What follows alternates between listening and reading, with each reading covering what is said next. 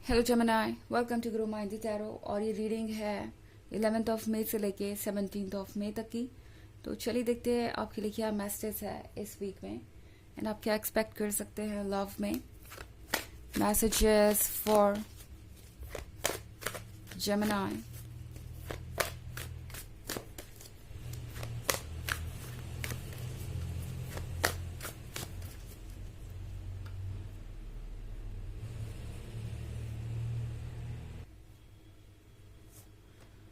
King of Swords, Seven of Pentacles, the World, King of Wands and the Chariot. Okay. तो हमारे पास है the world का card. The world के card के साथ ऐसा लगता है कि आप दोनों इस वीक में एक दूसरे को उतना फील कर पा रहे हैं जितना कि आप दूर है। बहुत वियर्ड है ये जो भी मैं कह रही हूँ, पर मुझे ऐसा लगता है कि ये जो पर्सन है जब से साइलेंट है तब से आपको और ज्यादा मिस करने लगा है। किंग ऑफ सोर्ड्स के साथ ये पर्सन काफी जिद्दी हो सकता है। आपका ये लवर जो है वो बहुत ज्यादा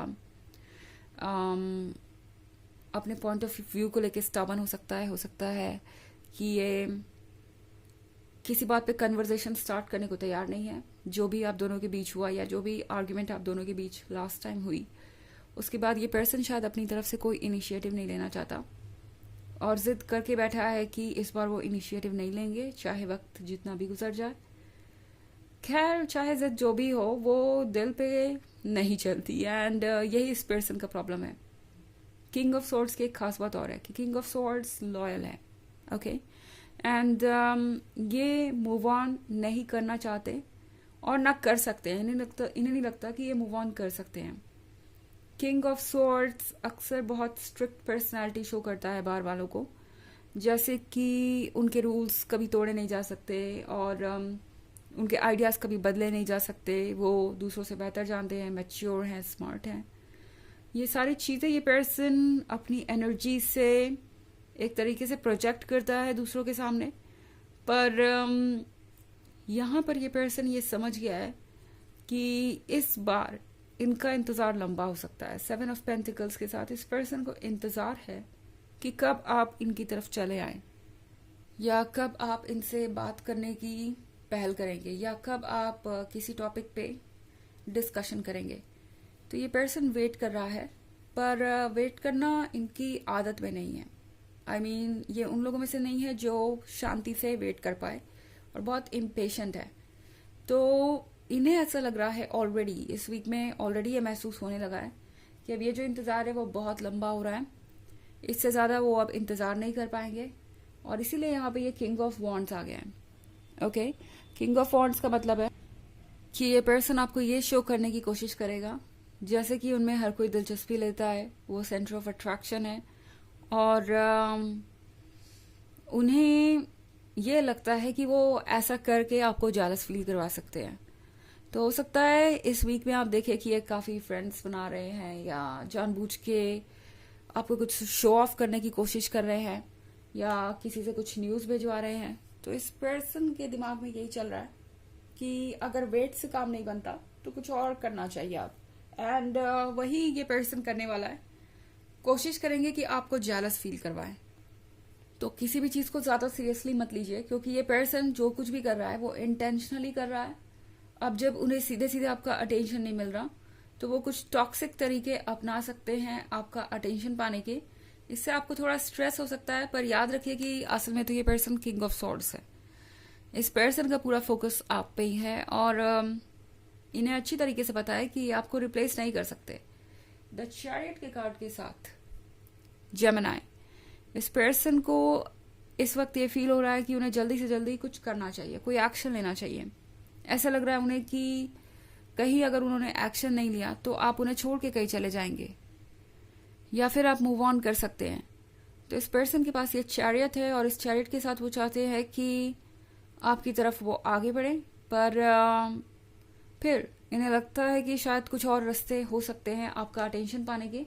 उन्हें इस तरीके से अपनी फीलिंग्स को डायरेक्टली कन्फेस करने की जरूरत नहीं है। तो काफी आपका ड्रामेटिक वीक रहेगा ओके। हालांकि ये एक जनरल रीडिंग है तो ये सबसे रेजोनेट नहीं करेगी।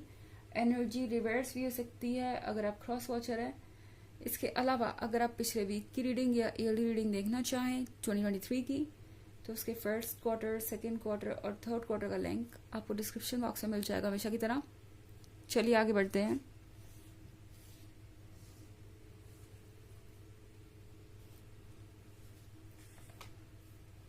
Death, moon, the devil, seven of swords and five of wands। Okay, तो हमारे पास है डेथ का कार्ड। डेथ के कार्ड के साथ इस पर्सन को डर है कुछ एंड हो जाने का।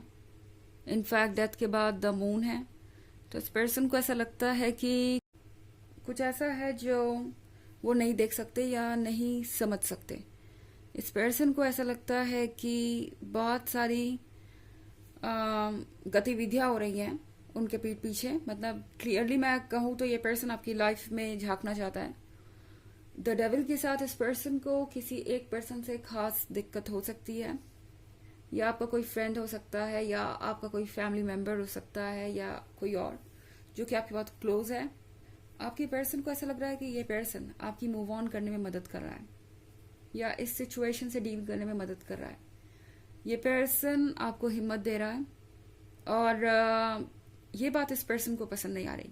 वैसे ये पर्सन डेविल नहीं है, पर इस पर्सन को डेविल दिखाई दे रहा है ये पर्सन, क्योंकि उन्हें लगता है कि ये जो भी है ये आप दोनों के रिलेशनशिप के बीच में आ रहा है और ये बात ये पर्सन बर्दाश्त नहीं कर पा रहा। और इनफैक्ट डेविल का कार्ड इन पे ज्यादा सूट करता है इस वक्त। इनकी जो जालसी है, इनकी जो भावनाएं हैं और इनकी जो इनसिक्योरिटी है वो इन पे हावी हो रही है और इसलिए इस तरीके से एक्ट कर रहे हैं। ओके, डेविल इन एनर्जीज के बारे में ही है जो काफी नेगेटिव है और इस वक्त इन्हें कुछ भी ठीक तरीके से सोचने नहीं दे रही। सेवन ऑफ स्वॉर्ड्स के साथ ये पर्सन अभी भी पूरी तरह से मूव ऑन नहीं कर पाया है पुराने इशू से। मैं बात नहीं कर रही इस रिलेशनशिप से मूव ऑन करने की, वो तो इस पर्सन का प्लान कभी था ही नहीं और ना है। पर बात कर रही हूं मैं यहाँ उस इशू की जो आप दोनों के बीच है। तो ये पर्सन अभी भी उन बातों से उबर नहीं पाया, अभी भी उन चीजों को पीछे छोड़ के आगे बढ़ नहीं पाया। बार बार इन्हें ऐसा लगता है कि इन्हें उसी ओल्ड टॉपिक पे डिस्कशन करने की जरूरत है। ओके, और ये जानते हैं कि अभी भी इनके मन के अंदर कुछ बचा हुआ है जो कि काफी नेगेटिव है और उस चीज को ये सॉल्व नहीं कर पा रहे, उससे डील नहीं कर पा रहे। तो ये पर्सन चाहता है कि आप उन्हें अप्रोच करें एंड उन्हें एक मौका दे अपनी शिकायतों को आपके सामने रखने का। तो अगर आप इस पर्सन से मिलते भी हैं या बात भी करते हैं तो भी ये पर्सन पुरानी बातों को उठाएगा और अपनी तरफ से तो इनका कोई इरादा नहीं लग रहा मुझे कम से कम इस वीक में आपकी तरफ आने का। ये सोच रहे हैं कि किसी तरीके से अगर आप इन्हें कांटेक्ट कर लें तो फिर भी इनके मन को थोड़ी राहत मिलेगी जो कुछ भी हुआ उसके बाद। हमारे पास कार्ड है फाइव ऑफ वॉन्ड्स का।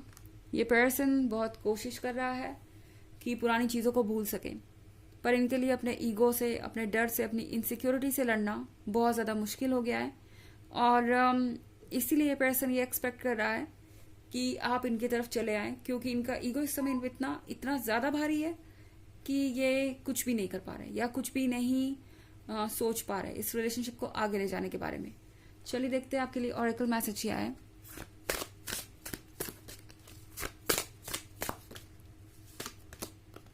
Time to decide, make a decision based on your heart's true desires. तो ये कार्ड आपसे कह रहा है कि ये टाइम है डिसाइड करने का और एक डिसीजन लीजिए, ये ध्यान में रखते हुए कि दिल से आप क्या चाहते हैं। अपने इंट्यूशन को फॉलो कीजिए, अपने हार्ट को फॉलो कीजिए एंड ये श्योर करना जरूरी है कि आप खुश रहें हर हालात में। तो ऐसा डिसीजन लीजिए जो आपको लगता है कि लॉन्गर रन में आपको खुशी देगा। तो ये है रीडिंग इस वीक की। आई होप आपको अच्छी लगी होगी।